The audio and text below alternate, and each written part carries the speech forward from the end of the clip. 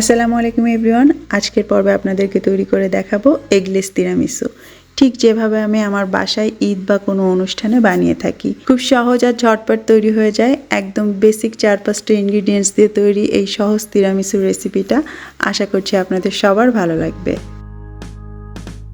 তিরামিসুর cream ফিলিংটা বানানোর জন্য আমাদের লাগবে মাস্কাপোনি চিজ, হেভি ক্রিম এবং মিষ্টি করার জন্য লাগবে কনডেন্স মিল্ক। মাস্কাপোনি চিজ আসলে এক ধরনের ইটালিয়ান ক্রিম চিজ। সাধারণ ক্রিম চিজের তুলনায় এর মধ্যে ফ্যাটের পরিমাণ অনেক বেশি থাকে বলে স্বাদটা বেশ রিচ হয়। আমি এখানে 250 গ্রাম ওজনের একটা মাস্কাপোনি চিজের টাব নিয়েছি। যদি আপনারা মাস্কাপোনির পরিমাণটা বাড়ান সেই ক্ষেত্রে বাকি উপকরণগুলোও সমানুপাতিক হারে আপনাদেরকে বাড়িয়ে নিতে হবে। আর হেভি ক্রিম নিয়েছি আমি এখানে 200 গ্রাম ওজনের একটা টাব। আর মিষ্টি করার জন্য লাগবে কনডেন্স মিল্ক, যেটা আমি একটা কনডেন্স মিল্কের অর্ধেক টিনটা ব্যবহার করব। আপনারা চাইলে সাধারণ চিনি বা পাউডার সুগার দিয়েও মিষ্টি করতে পারেন, তবে কনডেন্স মিল্ক দিলে স্বাদটা কিন্তু অনেক বেশি ভালো আসে। এইবারে একটা গর্তওয়ালা বাটির মধ্যে আমি ফ্রিজে রাখা ঠান্ডা করা হেভি ক্রিমটা দিয়ে দিচ্ছি। তারপর এটাকে আমরা বিট করে নিব ইলেকট্রিক বিটারের সাহায্যে। অনেক সময় রুম টেম্পারেচারে থাকা হেভি ক্রিম বিট করতে গেলে সেটা থেকে বাটার আর পানিটা আলাদা হয়ে যায়, তাই বেটার হচ্ছে ঠান্ডা ঠান্ডা ব্যবহার করা। ইলেকট্রিক বিটারটা আমি মিডিয়াম হাই স্পিডে রেখে 2 মিনিটের জন্য ক্রিমটাকে বিট করে নিব। খুব বেশি ক্রিমি আমাদের করতে হবে না, মোটামুটি যখন একটু ঘন ঘন ভাবের মধ্যে চলে আসবে ঠিক এই রকম, সেই পর্যায়ে আমরা এর মধ্যে কনডেন্স মিল্ক দিয়ে দিব। আমি এখানে আধা টিন কনডেন্স মিল্ক ব্যবহার করছি মিষ্টির জন্য। আপনি চাইলে কিন্তু আপনার টেস্টের অ্যাকর্ডিং বাড়াতে বা কমাতে পারেন। মিষ্টি কম খেলে কম, আর যদি বেশি খান তাহলে বাড়াতেও পারেন, কোনো সমস্যা নেই। আর এটা না দিতে চাইলে চিনি বা পাউডার সুগারও আপনি এই পর্যায়ে দিয়ে দিতে পারেন। তারপর আবারও এটাকে আমি বিট করে নিব মিডিয়াম হাই স্পিডে আরও 1.5 থেকে 2 মিনিটের মতো, যেমনটা টাইম লাগে। খুব বেশি ঘন এটাকে করা যাবে না, মোটামুটি একটা সফট পিক হওয়া পর্যন্ত আমরা এটাকে বিট করে নিব। আমার প্রায় 1.5 মিনিটের মতো সময় লেগেছে আরও। আর এই যে দেখতে পাচ্ছেন বেশ নরম একটা ক্রিমি ভাব চলে এসেছে, ঠিক যেমন আমরা আইসক্রিম তৈরি করার ক্ষেত্রে হেভি ক্রিমটাকে বিট করে নিই।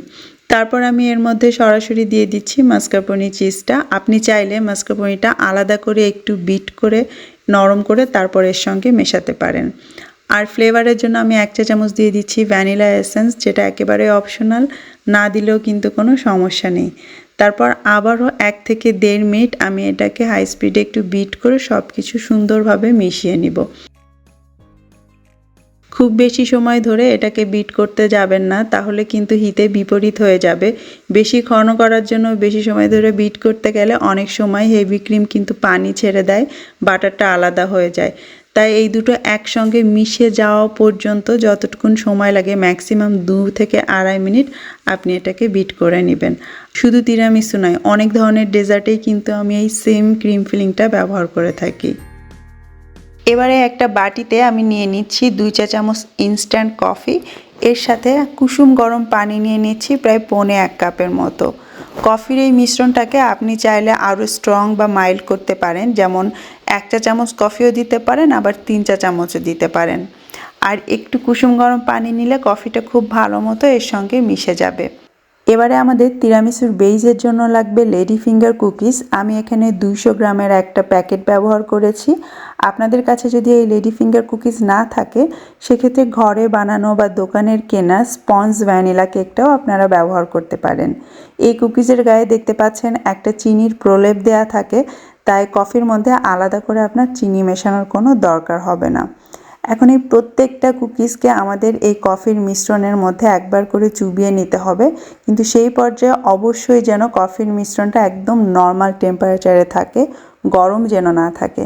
আমি এভাবে একে একে কুকিজগুলোকে কফির পানিতে ডিপ করে নিয়ে একটা সার্ভিং ডিশে লেয়ার তৈরি করে নিচ্ছি। আর সেই যে আমরা ক্রিমটা তৈরি করেছিলাম সেটাকে আমি বাইরে না রেখে ফ্রিজে নর্মাল চেম্বারে রেখেছিলাম, যাতে এটা ফার্ম থাকে। এইবারে আপনার পছন্দ মতো পরিমাণে কিছুটা ক্রিম নিয়ে এই কুকিজের উপরে আরেকটা লেয়ার তৈরি করে নিতে হবে। আমার মতে ক্রিমের পরিমাণটা যদি আপনি এখানে বেশি দেন, তাহলে কিন্তু তিরামিসু খেতে বেশি ভালো লাগে। 1 লেয়ার ক্রিম দেওয়া হলে ওপরটা একটু সমান করে নিয়ে তার উপরে আবারও আমি কুকিজের আরেকটা লেয়ার তৈরি করছি।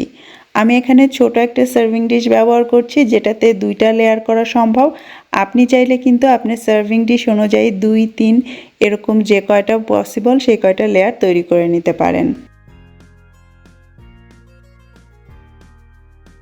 একদম কোণার গ্যাপটা ফিল করার জন্য একটা কুকিজকে আমি ভেঙে তারপরে ডিপ করে এভাবে সমান করে নিচ্ছি এবং সবশেষে ওপরে আমি আবারও ক্রিমের একটা লেয়ার তৈরি করছি।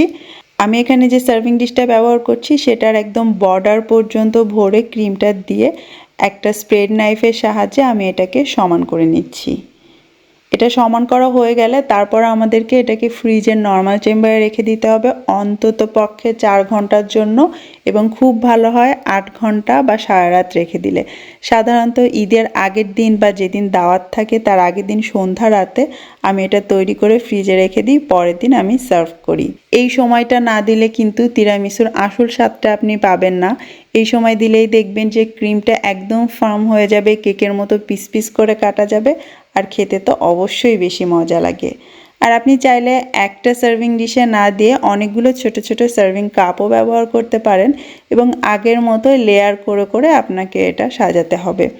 সাধারণত ঈদের পার্টি বা কোনো পার্টিতে এভাবে ছোট ছোট করে যদি আপনি সার্ভ করেন, যারা অতিথি থাকে তাদেরও কিন্তু খেতে সুবিধা হয়, তাছাড়া দেখতেও কিন্তু অনেক আকর্ষণীয় লাগে। আর এগুলোকেও কিন্তু আপনাকে ফ্রিজের নর্মাল চেম্বারে অন্তত 4 ঘন্টার জন্য সেট হতে দিতেই হবে।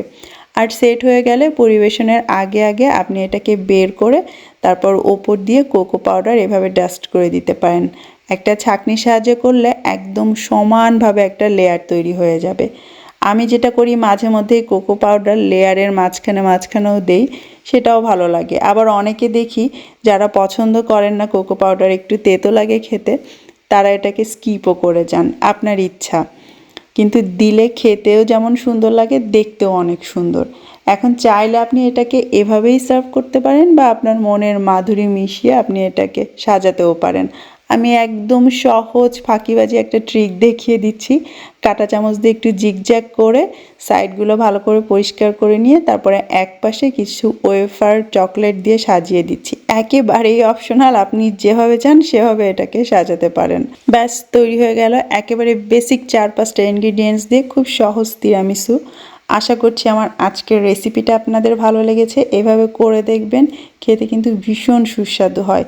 পরিমাপগুলো যদি আপনারা ঠিক রাখেন, একদম রিচ ক্রিমি একটা তিরামিসু আপনি প্রতিবার বানাতে পারবেন। যদি কেউ এই রেসিপি ফলো করে বাসায় বানিয়ে থাকেন, কমেন্ট করে অবশ্যই জানাবেন কেমন হলো। বিদায় নিচ্ছি আজকের মতো। আল্লাহ হাফেজ।